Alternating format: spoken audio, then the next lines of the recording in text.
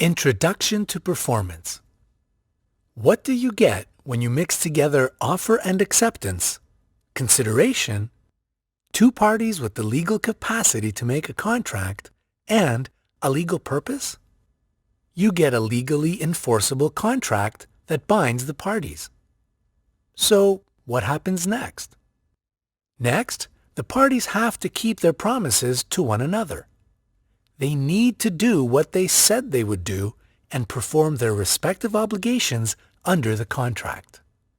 What exactly do the parties need to do? They need to do whatever the contract says, and only what the contract says. Neither party has to do any more than they agreed to do, and once they've done it, their obligation under the contract ends. No one, not even a court, can force them to do more. When both parties have fully performed, the contract is complete. It becomes an executed contract and it terminates. Full performance by both parties is the best way to terminate a contract.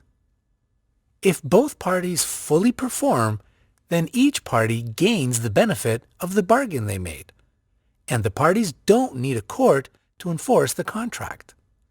Most contracts terminate just this way, with both parties fully performing and happily going their respective ways. There are, however, less pleasant ways to terminate a contract. A court has the authority to terminate a contract if the contract is void or voidable, as we discussed in a previous lesson. A court also has authority to terminate a contract when a party commits a breach. A breach occurs when one party, or both parties, fails to perform as the contract requires. If one party breaches, the other party may sue, which is how the courts get involved. Once the contract dispute is before the court can decide whether any of the parties has breached the contract and award damages to compensate the non-breaching party. Or the court can order the breaching party to specifically perform as the contract requires. If the court terminates the contract and issues a damages award, the contract terminates, and the parties are no longer bound to perform. Instead, they have to comply with the court's order. Obviously, this is the least preferred method for terminating a contract. Most contracts provide that time is of the essence. Most contracts include a time is of the essence clause. A time is of the essence clause requires the parties to perform their obligations by a specified time. If the parties haven't performed by the date set in the clause, they are in breach of contract. A time is of the essence clause is an important lever in a real estate sales contract, because without the clause, time, isn't of the essence. Consider the following story. Charlie agrees to buy Lucy's house, and the contract says closing will occur on or about September 12th. The closing date nears, and Charlie calls Lucy and says he's not quite ready. There's a problem with the loan, and he needs a few more days. Lucy says, okay. They schedule a new closing for September 19th. Just before the new closing, Charlie calls again and tells Lucy he needs just a few days more. What can Lucy do? If the contract does not contain a time is of the essence clause, Lucy may not be able to do much except wait patiently. Although the contract set a date for the closing, the contract did not say the date was important.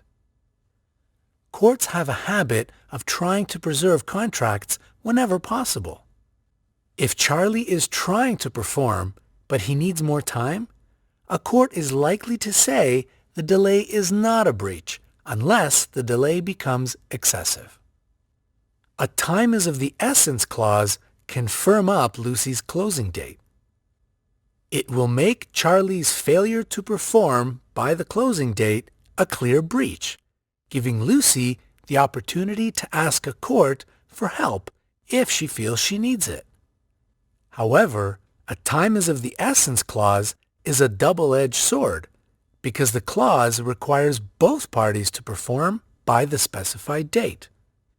If Charlie doesn't have financing and Lucy hasn't cleared title to her property by the closing date, both parties may be liable for breach because neither was able to perform on time. Reasonable time. If a contract does not specify a fixed time for performance, courts usually say the parties have to perform within a reasonable time. This rule is a natural offshoot of the duty to perform in good faith that we discussed a few lessons ago. What is reasonable time depends on the nature of the contract and the circumstances of the specific case. A truck driver transporting perishable fruit must perform more quickly than a contractor building a skyscraper. For example, if you notice that a contract does not provide any completion date. If possible, suggest the drafter include a date before the parties sign the contract.